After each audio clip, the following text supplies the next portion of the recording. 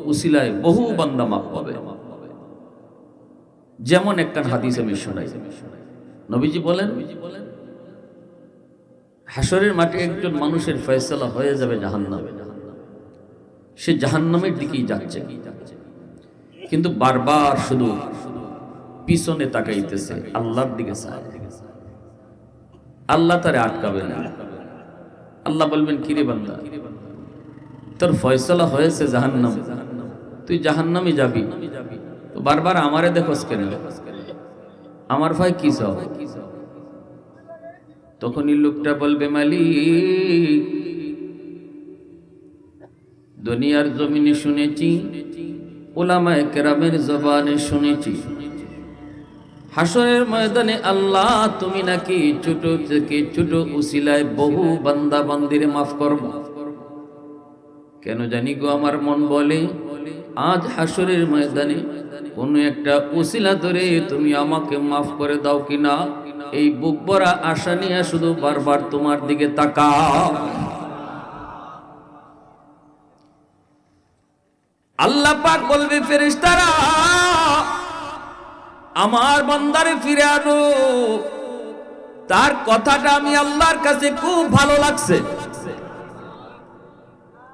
আমলনামা আমি আল্লাহকে আবার দেখাও, আমি নিজে তার আমলনামাটা দেখব। আল্লাহ পাক নিজেই তার আমলনামাটা নিজেই আল্লাহ দেখা শুরু করবেন।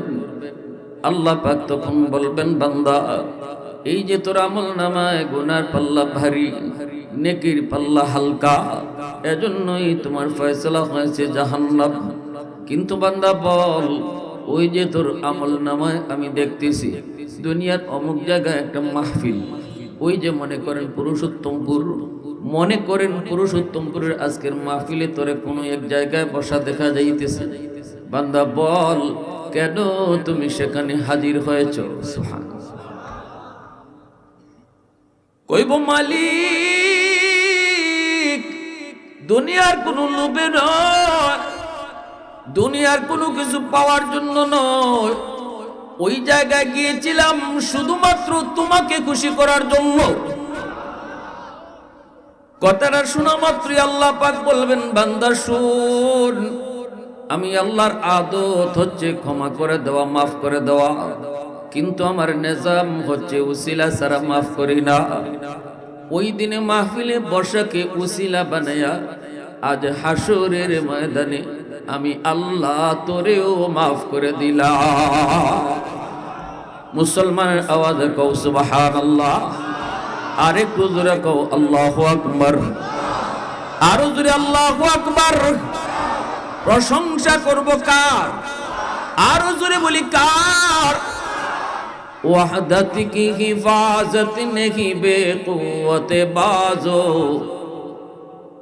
वहदत की हिफाजत नहीं बेक़ुव्वत बाज़ो, आती नहीं कुछ कामी हक़ खुदा दा, आती नहीं कुछ कामी हक़ खुदा दा। ऐ मर्द खुदा तुझको कुव्वत नहीं हासिल, जा बैठ किसी गार में अल्लाह को करिया, जा बैठ किसी गार में अल्लाह को करिया। ये सच है कि बातिल की तरफदार नहीं हम, गद्दार न समझो गम गद्दार नहीं हम। फूलों की तो रहनुम मिजाज अपना है नजर, हम तीर नहीं नेज़ा व तलवार नहीं हाँ, हम तीर नहीं नेज़ा व तलवार नहीं हाँ। मुसलमाনের আওয়াজে আবারও আল্লাহু আকবার। তাহলে এই মাহফিলে আসার দ্বারা, বসার দ্বারা লাভ আছে না নাই?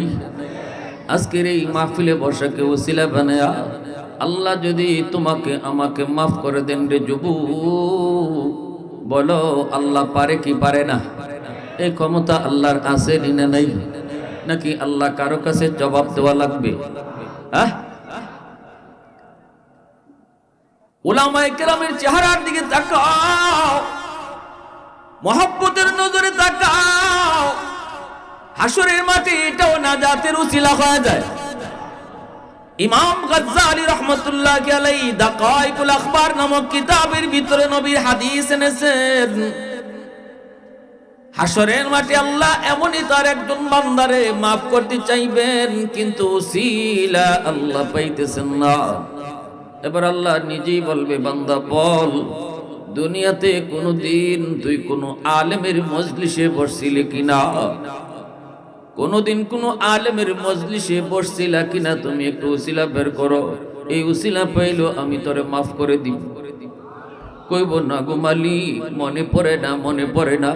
আল্লাহ তখন বলবে, বান্দা বল, দুনিয়াতে এমন কোন দস্তরখানায় তুমি খানা খাইছো নি যেখানে কোনো আলেম ছিল? কই না গো মালিক, তাও মনে পড়ে না। আল্লাহ আবার বলবেন, বান্দা বল, এমন কোন ঘরে তুমি থাকছো কিনা যেই ঘরে আগে কোনো আলেম থাকতো? উসিলা পাইলে আমি তোরে তবুও মাফ করব। কই না গো মালিক, তাও মনে পড়ে না। এইবার আল্লাহ বলবেন, বান্দা বল, বল, তোর কোন সন্তানের নাম, কোন আলেমের নামে নাম রাখছনি? এতটুকু উসিলা পাইলো আমি তোরে মাফ করে দিব। হাসরের ময়দানে সন্তানের নামটাও বাপ মার জন্য নাজাতের উসিলা হয়ে যাবে। উলামায়ে কেরামের নামে নাম, আল্লাহর ওলিদের নামে সন্তানের নাম, বহু মার জন্য, বাবার জন্য নাজাতের উসিলা হবে। সন্তানের নামের ব্যাপারে অবহেলা করবেন না, তাড়াহুড়া করবেন না, যেভাবে মন চায় সেভাবে থেকে নাম আনবেন না। আলেম উলামার পরামর্শ নিয়ে আল্লাহ ওয়ালাদের নামে নাম রাখলে সেটাও নাজাতের উসিলা হয়। ভাইরা বন্ধুরা, আল্লাহ যখন তার এই কথাটা জিজ্ঞেস করবে, তখনও কইব না গো মালিক, এমনটাও করি নাই। নাম রাখছে তার খালায়, নাম রাখছে তার নানায়। এইভাবে এমন এমন কথা বলার পরও আল্লাহ কইব, বান্দারে, তোরে তো আমি মাফ করতে চাই, কিন্তু আমার নবীর ওয়ারিস উলামায়ে কেরামের সাথে তোর সম্পর্ক কোনোভাবেই তো আমি পাইতেছি না। কোন এক সূরাতেও যদি পাইতাম, এই উসিলায় তোরে মাফ করে দিতাম।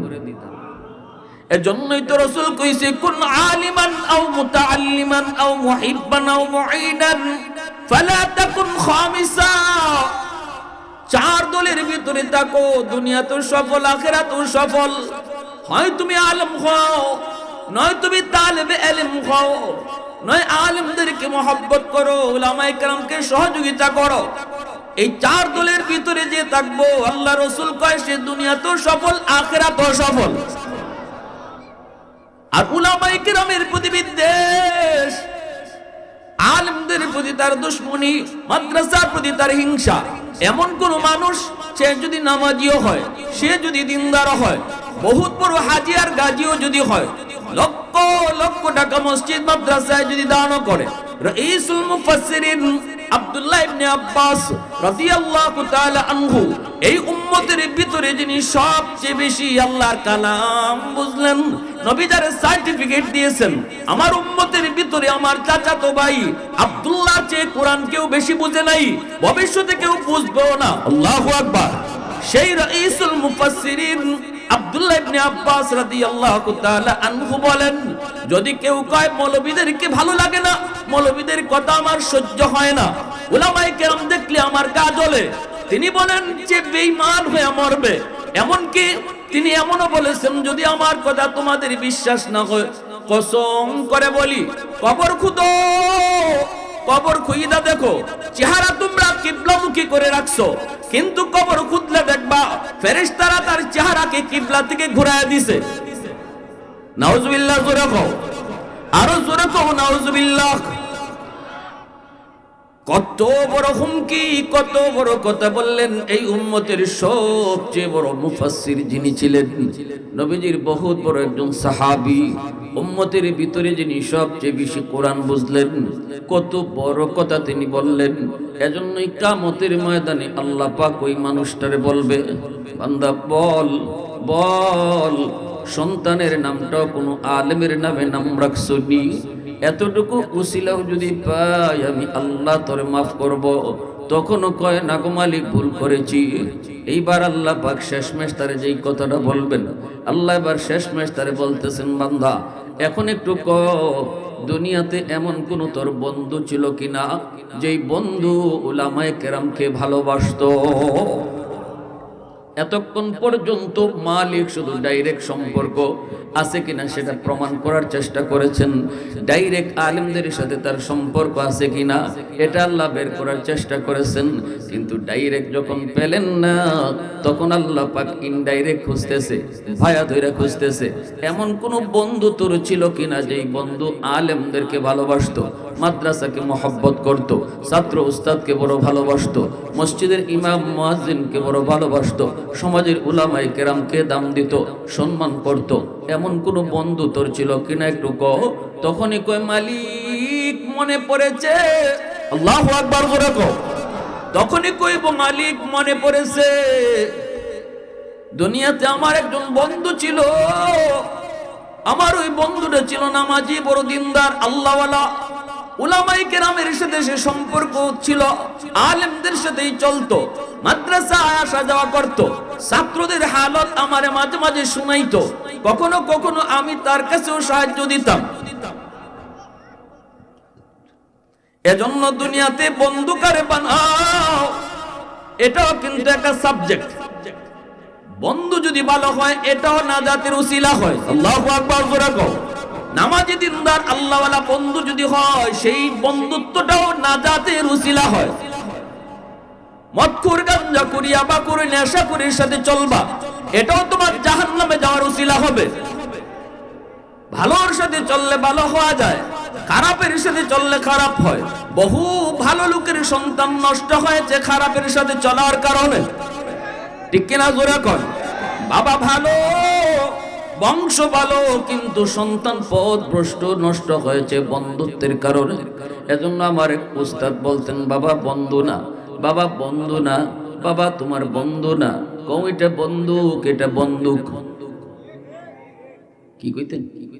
ছাত্র জমানায় বেনামাজির সাথে চললে, পথভ্রষ্টের সাথে চললে আমার উস্তাদ কইতেন, বন্দুক কইও না, কও এটা বন্দুক। এটা কি? বন্ধু।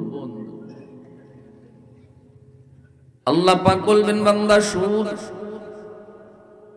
আমার নবী নায়েবে রাসূল উলামায়ে কেরামের সাথে তোর সম্পর্ক ডাইরেক্ট প্রমাণিত হয় নাই, কিন্তু ইনডাইরেক্ট প্রমাণিত হয়েছে। আল্লাহ ফেরেশতাদেরকে ডাক দিয়া বলবেন, ফেরেশতারা আমার বান্দারে আর জাহান্নামে নেওয়া লাগবে না। আমার আদত হচ্ছে মাফ করে দেওয়া, কিন্তু নিজাম হলো উসিলা লাগবে। সুবহানাল্লাহ। আমার নবীর নায়েবে রাসূল উলামায়ে কেরামের সাথে তার সম্পর্ক ডাইরেক্ট প্রমাণিত হয় নাই, ইনডাইরেক্ট প্রমাণিত হয়েছে। তোরে আমি আল্লাহ হাসরের ময়দানে তার নাজাতের ফয়সালা দিলাম। আবার একটু কও না জোরে সুবহানাল্লাহ, আরো জোরে সুবহানাল্লাহ। এজন্য আমার ভাইরা বন্ধুরা শোনো, মাহফিলে বসলে লাভ আসেনি না নাই? উলামায়ে কেরামের চেহারা দেখলে লাভ আসেনি না নাই? আলেমদের মজলিসে বসলে লাভ আসেনি না নাই?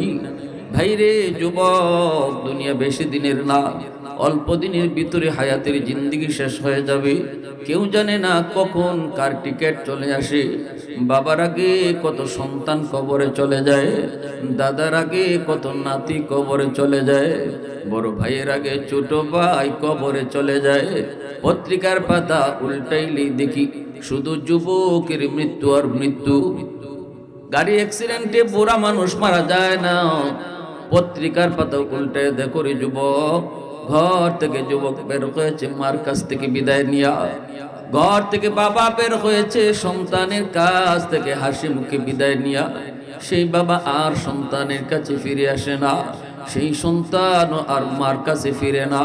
অতএব বাহাদুরি করো না, হায়াতের বাহাদুরি করো না। গ্যারান্টি নাই আজকে তোমার যৌবনকাল চলে, তুমি তোমার জীবনে বৃদ্ধকাল পাবা, এর কোনো গ্যারান্টি আসেনি। এজন্যই আল্লাহ পাক বলেন, শুনো,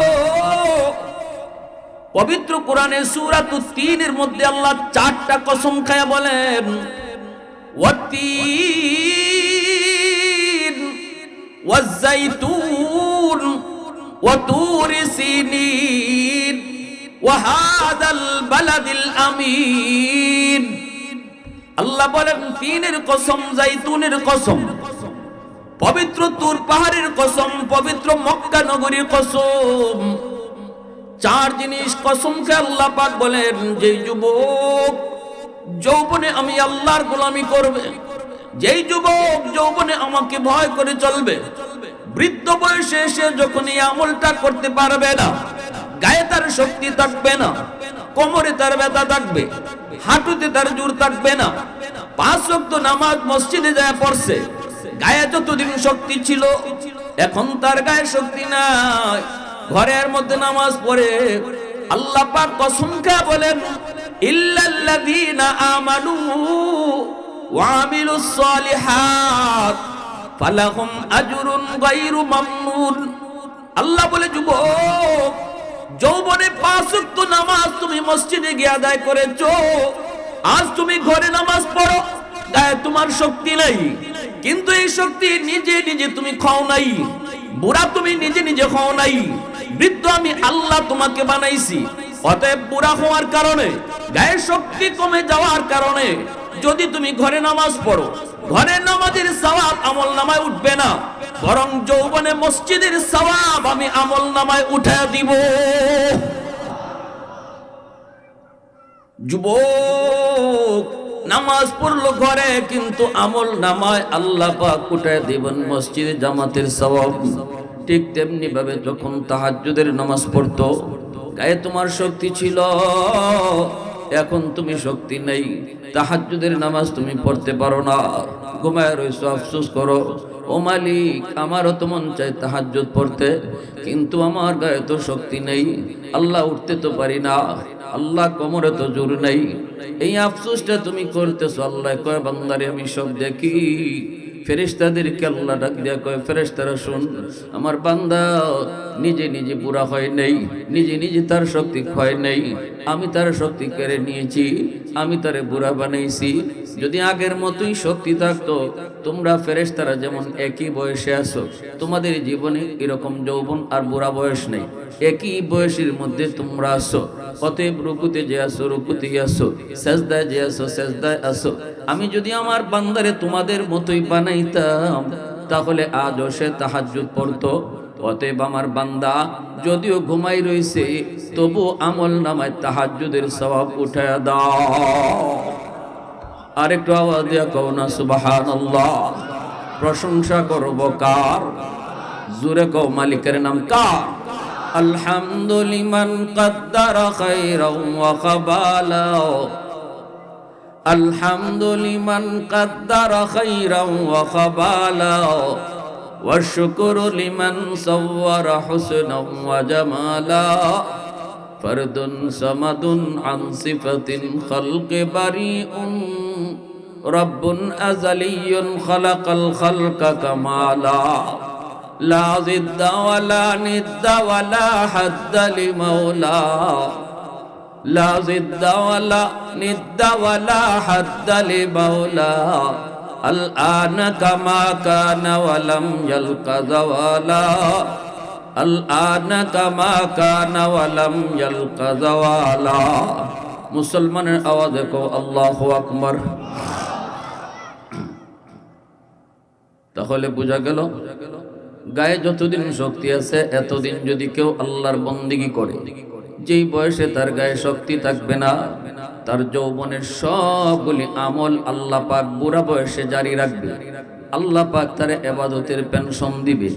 দুনিয়ার সরকার আমাদেরকে পেনশন দেয়, নির্ধারিত বয়স পর্যন্ত সরকারের অফিসে ডিউটি করলে সরকার খুশি হয়ে এক পর্যায়ে বলে, এখন আর অফিস করা লাগবে না, তুমি ঘরে বসা থাকো, তোমাকে ঘরে বসায় বসায় পেনশন দিব। আল্লাহ পাক সকল সরকারের সরকার। আল্লাহ কয় বান্দারে, ও বান্দা শুন, যতদিন তোর গায়ে শক্তি ছিল 100 আমি আল্লাহর বন্দেগী করেছো, যেই বয়সে তোমার গায়ে শক্তি থাকবে না, 50% ইবাদত করলো, আমি আল্লাহ তোমাকে ঘরে বসায় বসায় 100% সওয়াব দান করব।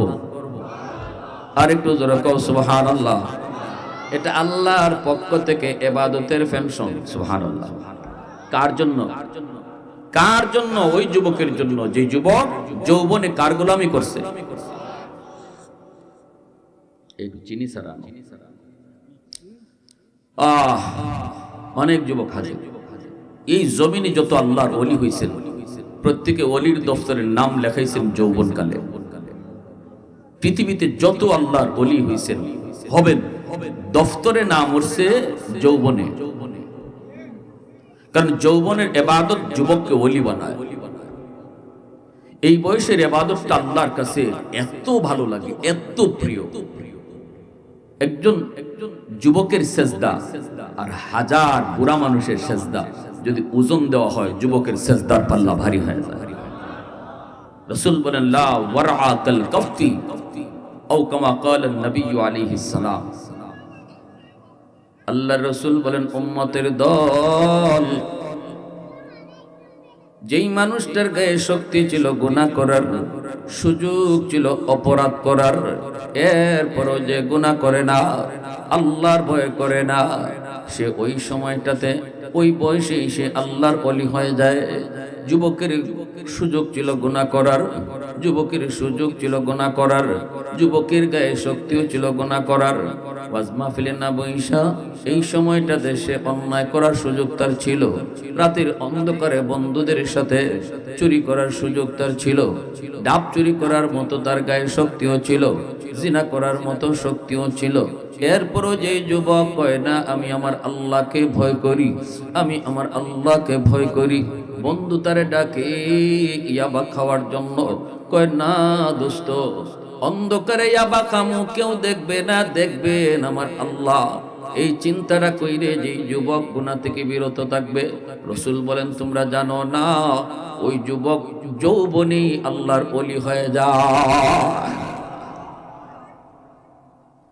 শুধু তাই নয় রে যুবক, শুধু তাই নয়, হাদিসে কুদসিতে আল্লাহ কি বলতেছে শোনো। আল্লাহ পাক রব্বুল আলামিন কই শোনো, আলা কুল্লা ইয়াউমিন ওয়াল আরদু ইস্তাজিলু রাব্বাহু ওয়াল মালাইকাতু ইস্তাজিলু রাব্বাহু ওয়াল বাহরা ইস্তাজিলু রাব্বাহু আবতালিউ ইবনা আদম ফি কারি। আল্লাহ পাক বলে জানোনি প্রতিদিন আমি আল্লাহর কাছে জমিন আবদার করে আর কই মালিক অনুমতি দিবানি, ও মালিক অনুমতি দিবানি, নাফরমানদেরকে আমি জমিন গিলে ফেলবো, সুদকুর ঘুষখোরকে আমি জমিন গিলে ফেলবো। আবতালিউ ইবনা আদম ফি কারি। আল্লাহ পাক কয় কেন? কয় মালিক আমি ঘুষখোরের পায়ের বোঝা আর কতদিন নিব, সুদখোরের বাড়ির বোঝা আর কত কাল আমি জমিন সইব, বেনামাজির পায়ের আওয়াজ আমি জমিন আর কতদিন শুনবো। আসবিরু ইলা মাতা আসবিরু, আসবিরু ইলা মাতা আসবিরু, ধৈর্য ধরতেছি তো আর কত কাল ধৈর্য ধরমু। সুবহানাল্লাহ জোরে কও। আপনাদের এই টুকের বাজারের জমিনও প্রতিদিন আল্লাহর কাছে এই দরখাস্ত করে, আল্লাহ বেনামাজিরে আর কতদিন হাঁটতে দিমু, ও মালিক সুদখোরের এই বাড়ির বোঝা আমি জমিন আর কত কাল নিমু। এইভাবে আল্লাহর কাছে আবদার করে মালিক অনুমতি দিবানি, অনুমতি দিবানি। ওই বাড়িটা আমি ধসায় দেই, ওই নাফরমানকে আমি জিন্দা কবর দিয়ে ফেলি। বেনামাজি নামাজটা না পইরা কেমনে তোমার জমিনের উপর দিয়ে হাঁটতেছে, আর কতকাল, আর কতকাল হাঁটবে গো আল্লাহ, অনুমতি দাও, যেখানে আছে সেখানে আমি জমিন ফেটে যাই, ওরে জিন্দা কবর দিয়ে ফেলি। আল্লাহ কয় জানোনি বান্দা বান্দির দল, এইভাবে প্রতিদিন কিন্তু পৃথিবীর সকল জমিন আমার কাছে আবদার করে। মাত্র 5.9 পয়েন্টের একটা ঝাঁকুনি দেয়া গেছে শুক্রবারে, 2-3 শুক্রবার আগে, ঠিক কিনা? 5.9 পয়েন্টের একটা ঝাঁকুনি। এই ঝাঁকুনিতে বাংলাদেশের কি হালত হয়েছে রে যুবক। ঢাকা শহরের কত বিল্ডিং গুলো একটার উপর আরেকটা ধসে পড়েছে। এইভাবে আমরা দেখেছি সোশ্যাল মিডিয়ায়। এই মাত্র একটা ছোটখাটো ঝাঁকুনির দ্বারা বাবা সন্তানকে রেখে দৌড় দিছে, খবর নেই, মা সন্তান দেখে দৌড় দিছে, খবর নেই। আল্লাহ পাক কই না না না, 5 আর 10 আর 9, 5% আর 10% নয়, 100% জাকুনি দিতে চায় জমিন। প্রতিদিন আমার কাছে কয়, আল্লাহ একটু কও না, একটু অনুমতি দাও না। মালিক জরিপ চালাইলে নামাজির সংখ্যা বেশি, বেনামাজির সংখ্যা বেশি। বাজারে জরিপ করলে বেনামাজির সংখ্যা বেশি, গ্রামে জরিপ করলে বেনামাজির সংখ্যা বেশি, ঘরে জরিপ করলেও বেনামাজির সংখ্যা বেশি। ও মালিক, জমিনের ভিতরে শুধু গুনার আয়োজন, নাফরমানের সংখ্যাই বেশি। আল্লাহ অনুমতি দাও না, একটু 100% জাকুনি দেই। আল্লাহ পাক কয়, আমি জমিনকে ধমক দিয়া থামায় দেই। আল্লাহু আকবার জোরে কও। আল্লাহ কয়, আমি জমিনকে ধমক দিয়া থামায় দেই, জমিন থাম। গুনাহ যদি করে তো বান্দা আমার করছে, তোর কি? সুবহানাল্লাহ। আমার বান্দারে আমি বানাইছি, গুনাহ করলে আমার করে তোর কি? সুবহানাল্লাহ। মানুষ বানাইছে আমি, মায়া তো আমার, মারলে তো আমার কষ্ট, তোর কি? ঠিক কি না? ওয়াল বাহরা ইয়াস্তাজিলু রাব্বাহু, আল্লাহ কই শুধু জমিন নয়, সাগর মহাসাগর এইভাবে আবদার করে। সাগর মহাসাগর ডাক দেয়া কয়, আল্লাহ কক্সবাজারের সমুদ্র সৈকতের পারে আইসা কত নাফরমানিতে লিপ্ত হয়, আমি পানি আর কত কাল এই গুনাহ চায় চায় দেখমু।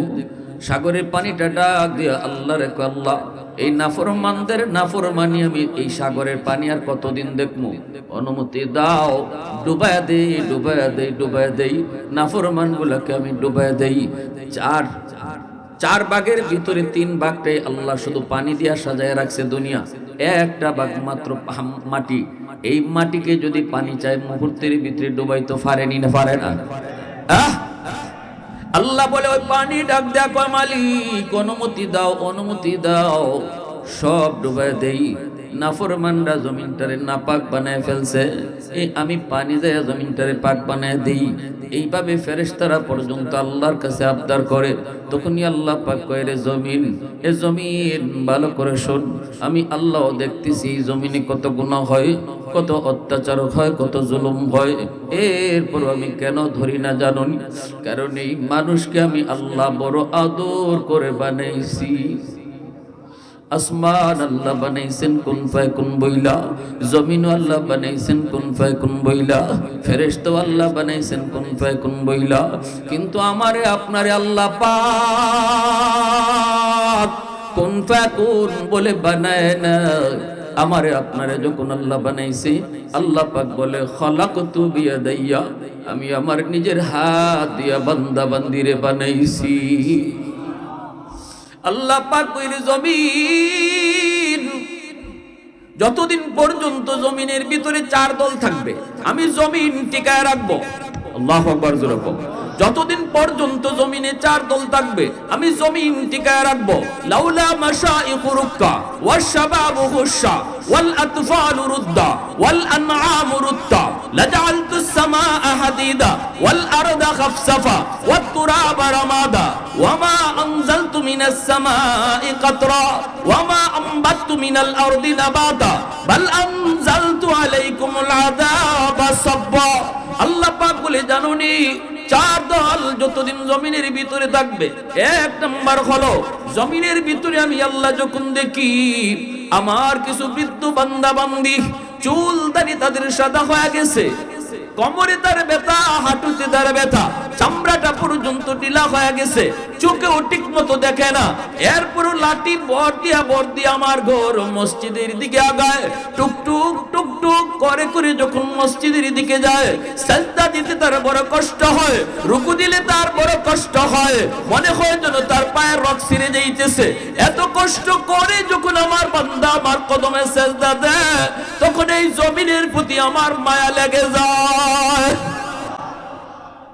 আল্লাহ 2 নাম্বার কয়, শাবাবু খুশা, আমি যখন জমিনের ভিতরে দেখি কিছু যুবক যৌবনের পাগলামি করে না, এই যৌবনের পাগলা গুড়া তারে গুনার দিকে নিতে চায়, অন্যায়ের দিকে নিতে চায়, কিন্তু পাগলা গুড়া লাগাম টেনে ধরে বন্ধুরা তারে অন্যায় কাজে নিয়ে যেতে চায়।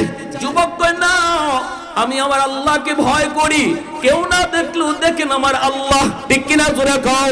রাতের অন্ধকারে দেখেন কে, পানির নিচেও দেখেন কে, দরজা বন্ধ করলেও দেখেন কে? উস্তাদের চোখ ফাঁকি দেওয়া যায়, বাপ মার চোখ ফাঁকি দেওয়া যায়, সমাজের মানুষের চোখ তো ফাঁকি দেওয়া যায়।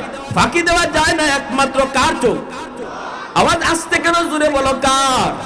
আল্লাহ পাক কয়, আমি যখন দেখি জমিনের ভিতরে কিছু যুবক যৌবনে পাগলামি করে না, না না, যৌবনে তার মসজিদে পাওয়া যায়, যৌবনে তার মাথায় টুপি পাওয়া যায়, যৌবনে তার মুখে আমার নবীর সুন্নত দাড়ি পাওয়া যায়, যৌবনে তার বাপ মার সেবা করতে দেখা যায়, যৌবনে মুরব্বীদের সম্মান করতে পাওয়া যায়, উলামায়ে কেরামকে তাজিম করতে দেখা যায়। যৌবনে সে গানের আয়োজন করে না, উলামায়ে কেরামকে আইনা ওয়াজ মাহফিলের আয়োজন করে, সমাজের ভালো ভালো কাজ সে জড়িত হয়, অন্যায় কাজ থেকে সমাজকে বাধা দেয়, সমাজকে রক্ষা করে। আল্লাহ পাক কয়, দিলের ভিতরে দুনিয়ার নাপাক প্রেম অন্তরে নেয় না, দিলের ভিতরে আমি আল্লাহর প্রেম জমায় নেয়। ওই যুবকের কলিজার দিকে যখন আমি আল্লাহ কুদরতি নজরে তাকাই, তখন এই গুনাহগার জমিনের প্রতি আমার বড় মায়া লেগে যায়। আল্লাহ পাক কয়, আরেক দল হলো ওয়াল আতফালু রুদ্দা। আমি যখন সমাজের ভিতরে দেখি ঘরে ঘরে কিছু শিশু বাচ্চা রয়েছে যাদের কোনো গুনাহ নাই, তারা নিষ্পাপ, তারা বড় অবুঝ। গুনাহ যদি করছে তার ঘরের বাপে করছে, মায়ে করছে, গুনাহ যদি করছে তার ভাইয়ে করছে, বোনে করছে। মানুষ গুনাহ করেছে কিন্তু অবুঝ শিশু বাচ্চাটার কোনো গুনাহ নাই, তার উপরে শরীয়তের কোনো বিধি বিধানও নাই। মানুষের গুনার কারণে যখন আযাব আর গজব ধেয়ে আসতে চায়, আমি আল্লাহ চায়া দেখি গজবের ভিতরে অবুঝ শিশু বাচ্চাগুলো গজবে পড়ে যাচ্ছে, অথচ এদের কোনো অপরাধ নাই, অন্যায় নাই। তখনই আমার রহমতকে আমি আল্লাহ ছেড়ে দেই। ইন্না রাহমাতি সাবাকাত আলা গাযাবি। আমি আমার রহমতকে তখন ছেড়ে দেই, আমার রহমত তখন গজবের আগে চলে যায়। গুনার কারণে গজব ধেয়ে আসে, কিন্তু যখন চায়া দেখি শিশু বাচ্চাগুলা গজবে পড়ে যায়, এই ঘরের মধ্যে তার বাবার গুনার কারণে, মার গুনার কারণে, ভাইয়ের গুনার কারণে, বোনের গুনার কারণে রিজিক বন্ধ হয়ে যাওয়ার কথা, রিজিক বন্ধ হয়ে যাওয়ার কথা, তার ইনকামের ব্যবস্থা বন্ধ হয়ে যাওয়ার কথা, কারণ গুনার কারণে তার গজব আইতেছে। কিন্তু আমি আল্লাহ যখন দেখি ওই ঘরের ভিতরে দুইটা অবুঝ শিশু বাচ্চা আছে, একটা মাসুম নিষ্পাপ শিশু আছে, ওই শিশুটার কোনো গুনাহ নাই, তখন ওই শিশুর উসিলায় আমি আল্লাহ নাফরমান সবাইকে খানা খাওয়াই, রিজিক দেই। এজন্য অবুঝ শিশুদেরকে অযথা মারবেন না, অযথা গালাগালি করবেন না। তোমার আমার মতো বড় গুনাহগারকে আল্লাহ পাক বহু আগেই আল্লাহ পাক রিজিকের অভাব দিয়ে শেষ করে দিত, ঘরের ভিতরে আযাব আর গজব নেমে আসতো, একে একে অশান্তিতে তুমি পড়ে যেতা। কিন্তু আল্লাহ পাক রব্বুল আলামিন কয়, ঘরের অবুঝ শিশুটার উসিলায় আমি আল্লাহ তোমার খাওয়াইতেছি। 4 নম্বরে আল্লাহ পাক বলে, ওয়াল আনআমু রুদ্দা। জমিনের ভিতরে আমি আল্লাহ যখন দেখি হাঁস মুরগি গরু ছাগল পশু পাখি, এদেরও শরীয়তের কোনো বিধি বিধান নাই, গরু ছাগলের উপরে নামাজ নাই, রোজা নাই, হালাল নাই, হারাম নাই। মানুষের গুনার কারণে যখন আযাব আর গজব আসে, গরু ছাগল হাঁস মুরগি পশু পাখিও গজবে পড়ে যায়, তখন আমি আল্লাহ এই জমিনের দিকে তাকাইলে এই জমিনের প্রতি তখনই মায়া লেগে যায়, আমার রহমত তখন গজবের আগে চলে যায়। দেখবেন বাবা যখন সন্তানকে মারতে আসে, তখন মা যদি মাঝখানে দাঁড়ায় হাত তুলে দাঁড়ায় থাকে, আমারে মারো, তখন কিন্তু বাবা সন্তানকে মারতে পারে না, হাত উঠে দাঁড়ায় থাকে। আল্লাহ বলে, যখনই গজব আসে ধেয়ে আসে আমার বান্দা বান্দিকে শেষ করে দেওয়ার জন্য, আমি তখন রহমত ছেড়ে দেই, আমার রহমতটাও তখন হাত উঠাইয়া গজব আর বান্দা বান্দির মাঝখানে দাঁড়ায় থাকে। সুবহানাল্লাহ, আওয়াজ দিয়ে কও না সুবহানাল্লাহ, আরেকটু জোরে কও না সুবহানাল্লাহ। এজন্যই যুবক, তোমার সেজদার বড় দাম, তোমার সেজদার উসিলায় আল্লাহ বলতেছে জমিন টিকে আছে। এ যুবক, তোমার ওই কপালের সেজদার দাগের উসিলায় আল্লাহ বলে জমিন টিকা রাখছে। তুমি তোমারে চিনো না, তুমি চিনো না। এজন্যই হযরত ওমর ফারুক রাদিয়াল্লাহু তাআলা আনহু যুবকের কলিজায়, রাজ্যের ভিতরে যুবকদের কলিজায় আল্লাহর ভয় কেমন আছে এটা দেখার জন্য তিনি বের হয়ে গেছেন ছদ্মবেশে। উমর তিনি দেখতে বের হলেন, আমার রাজ্যের যুবকদের কলিজায় আল্লাহর ভয় কেমন আছে একটু খুঁজবো।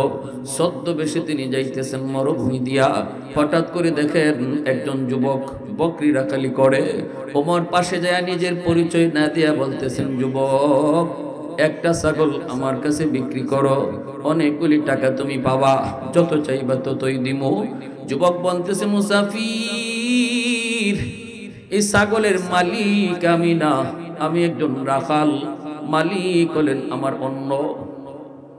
ওমর বলে, যুবক একটা ছাগল বেচলে মালিকে টের পাইতো না, ঠিক না নি? দোকানের একটা মাল যদি তুই আমার কাছে চুপে চুপে দিয়া দেস, তোর দোকানের মালিকে টের পাইতো না, ঠিক না নি? কিন্তু যুবক বলতেছে, না মুসাফির, আমার মালিক বড় চালাক, বের করার সময় গন্যা গন্যা বের করে, ঢুকাইবার সময় ছাগল গন্যা গন্যা ঢুকায়। একটা ছাগল যদি কম হয় মালিকের কাছে আমি ধরা পড়ে যাব। তখনই হযরত ওমর আরো পরীক্ষা করেন। ওমর তখন পরীক্ষার জন্য বলতেছেন, যুবক একটা ছাগল যদি তোমার মালিকে কম পায় তখন তুমি কইবা কাদ আকাল্লাহু যিব, বাঘে খেয়ে ফেলেছে। তখন তুমি কইও বাঘে খেয়ে ফেলেছে, একটা ছাগল বাঘে খেয়ে লিছে। তখনই ওই রাখালে ডাক দিয়া কয়, যুবক মুসাফির, আমি যদি এই কথা আমার মালিকরে বলি 100% আমার মালিকে বিশ্বাস করব, কারণ জীবনে মালিকের সাথে আমি কোনোদিন মিছা কথা কই নাই, কোনোদিন আমি আমানতে খেয়ানত করি নাই। আজ যদি বলি তোমার একটা ছাগল বাঘে খেয়ে ফেলেছে, 100% মালিকে বিশ্বাস করব। কিন্তু মুসাফির, তুমি আমাকে বলো দুনিয়ার মালিকরে আমি বুঝ দিলাম, ফাআইনাল্লাহ, আমি আমার আসমানের মালিকরে কই রাখলাম? আমি আমার দুনিয়ার মালিকরে বুঝ দিয়া দিলাম, কিন্তু ফাআইনাল্লাহ, আমি আমার আসমানের মালিকরে কই রাখলাম? এই কথাটা বলা মাত্রই হযরত ওমর দৌড় দিয়া যুবককে বুকে জড়ায়া কান্না শুরু করে দিলেন। আর কান্দে না, আর বলেন, যুবক আমার বুকে আয়, আমি মুসাফির না, আমি অর্ধ জাহানের বাদশা খলিফা ওমর। আমি বের হয়েছি, আমার রাজ্যের যুবকের কলিজা আল্লাহর ভয় কি পরিমাণ আছে। কারণ যুবকের সেজদা, যুবকের কলিজা আল্লাহর ভয়ের উসিলায় তো আল্লাহ জমিন টিকায় রাখছে। এখনো সূর্য উঠে সূর্য ডুবে, জমিন থেকে এখনো ফসল হয়, ঠিকমতো বৃষ্টি হয়, এখনো আল্লাহ আমাদেরকে বাঁচায় রাখছে। আল্লাহ পাকের নিয়ামত রাজি এখনো বাড়ি দ্বারার মতো, নিয়ামতের বাড়ি দ্বারা জমিনে বর্ষিত হয়। এ যুবক, যেই যুবকের সাজদার উসিলায়, যেই যুবকের কলিজা আল্লাহর ভয়ের উসিলায় সেই পরীক্ষাটা করার জন্য আমি তো এসেছিলাম। তুমি তো 100% পরীক্ষায় পাশ করেছো। আল্লাহর দরবারে হাত উঠে কয়, মালিক, এমন যুবক যদি আমি উমরের রাজ্যে থাকে তাহলে এই দেশ চালাইবার সাহস আছে আমার। আল্লাহু আকবার। তাহলে আমার বিশ্বাস তোমার রহমত এখনো জমিনে আছে, এখনো তোমার রহমত জমিনে জারি আছে। সেই দিন থেকে হযরত ওমর যুবকের ওই কথাটা, ফাআইনাল্লাহ, ফাআইনাল্লাহ, ফাআইনাল্লাহ, আমি আমার আল্লাহরে কই রাখবো, ওই কথাটাকে হযরত ওমর সুবহানাল্লাহ, আলহামদুলিল্লাহ, আল্লাহু আকবার তাসবিহ আমরা যেইভাবে জপি, এইভাবেই হযরত ওমর যুবকের ওই কথাটা তিনি তাসবিহর মতো জপতেন। फारूक तेरा नाम से इस्लाम रहेगा, फारूक तेरा नाम से इस्लाम रहेगा, दुनिया की अदालत में तेरा नाम रहेगा, दुनिया की अदालत में तेरा नाम रहेगा, उस्मान तेरा नाम से इस्लाम रहेगा, दुनिया की सखावत में तेरा नाम रहेगा, दुनिया की सखावत में तेरा नाम रहेगा, हैदार तेरा नाम से इस्लाम रहेगा, दुनिया की शजाअत में तेरा नाम रहेगा, दुनिया की शजाअत में तेरा नाम रहेगा, मुआविया से इस्लाम रहेगा, दुनिया की सियासत में तेरा नाम रहेगा, दुनिया की सियासत में तेरा नाम रहेगा। মুসলমানের আওয়াজে কও আল্লাহু আকবার। ভাইরা বন্ধুদের জন্য বলতেছিলাম, যৌবনকাল আল্লাহর ওলি হওয়ার বয়স, আল্লাহর ওলি হওয়ার বয়স। যুবকরা সব সময় ন্যায়টা ভালো বোঝে, যুবক সব সময় ন্যায়ের পক্ষেই থাকে। এজন্যই তো আমার রাসূল যখন মক্কায় কালেমার দাওয়াত দেন রে যুবক, তখন নবীকে সবার আগে সহযোগিতা করছে মক্কার যুব সমাজ। মক্কার যুব সমাজ রাসূলকে সবচেয়ে বেশি সহযোগিতা করছে। 39 জন মানুষ মাত্র কালেমা পড়ে মুসলমান হয়েছে। নবীজি কালেমার দাওয়াত দিতেছেন গোপনে গোপনে। উমর দারুন নাদওয়া নামক পার্লামেন্ট থেকে উমরকে আবু জাহেল পাঠিয়ে দিল। উমর মক্কার তখন টাটকা যুবক, আমির হামজা টাটকা যুবক। উমর দারুন নাদওয়া নামক পার্লামেন্টে আজকের স্পিকার হলো ইবলিস, সংসদ নেতা হলো আবু জাহেল। এজেন্ডা হলো একটা, মুহাম্মদকে কি করা যায়। বাপদাদার ধর্ম বাদ দিয়ে নতুন ধর্মের দাওয়াত দেয়। মুহাম্মদের ব্যাপারে ফয়সালা, এক বাক্যে রায় হয়ে গেল, মুহাম্মদকে হত্যা করো। নাউজুবিল্লাহ। ইবলিস সভাপতির চেয়ারে বসা, ইবলিসের রায় দিয়া দিছে, কয় হত্যা করো, হত্যা, আর কোনো অপশন নাই। কে করবে মুহাম্মদকে হত্যা? কে মুহাম্মদুর রাসূলুল্লাহর কল্যাণ আনবে? কে দাঁড়াবে? কে এই কামটা করবে? হযরত ওমর তখনও কালেমা পড়ে মুসলমান হন নাই। ওমর তলোয়ার উঁচু করে দাঁড়ায় গেছেন, আমি কল্যাণ আনবো। নাউজুবিল্লাহ। আবু জাহেল কয়, ওমর এটা তোমার দ্বারাই সম্ভব। আমিও মনে মনে তোমার কথাই ভাবছিলাম। আয় বেটা বুকে আয়, যা মুহাম্মদের কল্যাণে আসো, তোমাকে ফুলের মালা গলায় পরাবো, লাল গালিচার সংবর্ধনা দিব, মক্কার রাজপথে তোমাকে নিয়ে বিজয় মিছিল করব। ওমর তলোয়ার নিয়ে তিনি বের হয়ে গেছেন। রাস্তায় তিনি খবর পাইলেন বোন ভগ্নিপতি দুজন কালেমা পড়েছে। নবীজির দরবারে না গিয়া বোনের বাড়িতে হাজির, দরজা লাগানো। কাছে গিয়া ডাক দিয়েই শুনেন ঘরের ভিতরে কোরআন তেলাওয়াতের আওয়াজ। উস্তাদ কোরআন পড়াইতেছেন দুজন নতুন মুসলমানকে। ডাকটা শোনা মাত্রই উস্তাদজি ডরায়া তিনি খাটের নিচে, বোন দরজাটা কইলা দিছে। দুইকেই কোনো কথা নাই, ভগ্নিপতির মায়ের শুরু করলেন। কারণ উমর খুব গরম, উমরের মিজাজ মর্জিও খুব গরম। ভগ্নিপতির মায়ের শুরু করলেন, মারতে মারতে রক্ত বের হয়ে যাইতেছে। বোন আইছে দৌড় দিয়া ফিরানোর জন্য। আইসা দেখে ভাইয়া স্বামীরে তো একদম মেরে ফেলতেছে। ফিরাইতে গেলেন, বোনকে এমন জোরে আঘাত করলেন, বোনটাও দূরে গিয়ে পড়ছে। বোনের মাথা থেকে রক্ত বের হয়ে গেছে। রক্তটা হাতে নিয়ে বোন উমরের সামনে আইসা ডাক দিয়া কয়, ভাইয়া এই রক্তটা চিনুনি? তুমি যেই বাবার সন্তান, আমিও ওই বাপের মেয়ে, ঠিক না? তুমি যেই বাপের ছেলে, আমি ওই বাপের মেয়ে, রক্ত কিন্তু এক। আল্লাহু আকবার। তোমার গায়ে যদ্দুর গোশা আছে, আমার গায়েও এদ্দুর গোশা আছে, কারণ রক্ত কিন্তু আলাদা না, রক্ত এক, ঠিক না? যেই মাত্র গরম হইয়া বোন এই কথা কইছে, সাথে সাথে ওমর ঠান্ডা। আল্লাহু আকবার।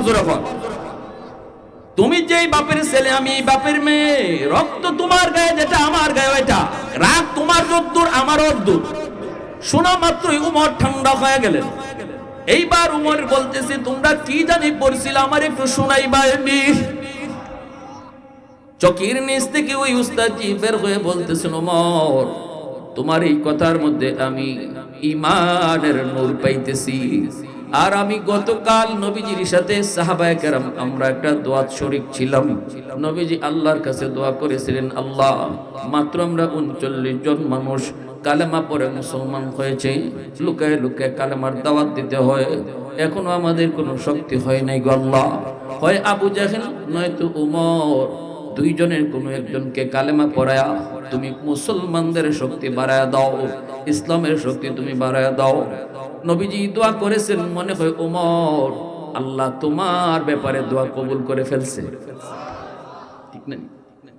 আবু জাহেলের ব্যাপারে দোয়া কবুল হয় নাই। নবীজির সাহাবী কারা হবে এর পরীক্ষা নেন আল্লাহ নিজে।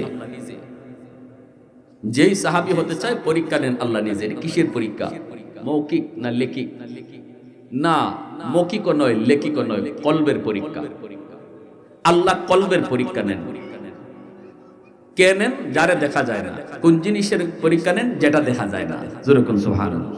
আল্লাহ কলবের পরীক্ষা নেন। উলাইকাল্লাযীনা ইমতাহানাল্লাহু কুলুবাহুম লিত্তাকওয়া। আল্লাহ পরিষ্কার বলছেন, আমার নবীর সাহাবী কারা হবে, কারা হতে চাও, আসো আমি আল্লাহ পরীক্ষা নিব। সেই পরীক্ষা হবে তোমার কলবের, তোমার দিলের ভিতরে কি পরিমাণ আমার নবীর প্রতি ইশক আছে, ভালোবাসা আছে, কি পরিমাণ সত্যকে খুঁজে বের করার মতো আগ্রহ আছে। এটা আমি দিলের হালত বুঝিয়ে তোমাকে নবীর সাহাবী বানাবো। দাখিলা নেন রাসূল, আর সেই দাখিলায় আবু জাহেল ফেল করেছে। আল্লাহ দাখিলা নেন, পরীক্ষা নেন আল্লাহ। সেই পরীক্ষা আবু জাহেল ফেল করেছে আর উমর পাশ করেছে। আবু জাহেল জানতো রাসূল সত্য নবী, এরপরও মানতো না। আর হযরত উমর জানতেনই না যে রাসূল যে সত্য নবী। এটাই বেশ কম। এজন্য আল্লাহ আবু জাহেলকে কবুল করে নাই, কবুল করছে হযরত উমরকে। অসুবিধা হইতেছে আপনাদের? উমরকে নিয়ে রওনা দিলেন। কোরআনের তেলাওয়াত শোনার পরে উমরের চেঞ্জ। উমর ডাক দিয়ে বলতেছে, আমাকে নবীর দরবারে নিয়ে যাও। নবীজির দরবারে নিয়ে আসা হলো। এইদিকে সাহাবায়ে কেরাম নবীজির ডানে বামে দাঁড়ানো, সবাই খবর পেয়ে গেছেন উমর দারওয়ান নাদওয়া নামক পার্লামেন্ট থেকে আবু জাহেলের কথায় তলোয়ার নিয়ে বের হয়েছে নবীজির কল্লা মুবারক নেওয়ার জন্য। সাহাবায়ে কেরাম যারা ছিলেন অল্প অল্প, সবাই কিন্তু নবীর ডানে বামে দাঁড়ায় গেছেন। এইদিকে দেখা যায় উমর তলোয়ার নিয়ে আসতেছে, সাথে কে আছে? নবীজির নতুন নতুন মুসলমান যারা ছিল, উমরের বোন ভগ্নিপতি আর ওই উস্তাদজি। এইদিকে উমরের হাতে খোলা তলোয়ার দেখে সাহাবায়ে কেরাম বলতেছেন, নবী গো, উমরকে আটকানো দরকার। রাসূল মুস্কি হাইসা কয়, আটকানো লাগবে না। আবার আস্তে কেন মিয়া, জোরে কোন না সুবহানাল্লাহ। নবীজি কয়, উমরকে আটকানো লাগবে না, আমার কাছে আসতে দাও। সাহাবায়ে কেরাম কিছুই বুঝতেছেন না, বিপদ, কঠিন থেকে কঠিন বিপদ। নবীজি বলেন, তোমরা সরো, আমার উমরকে আমার কাছে আসতে দাও।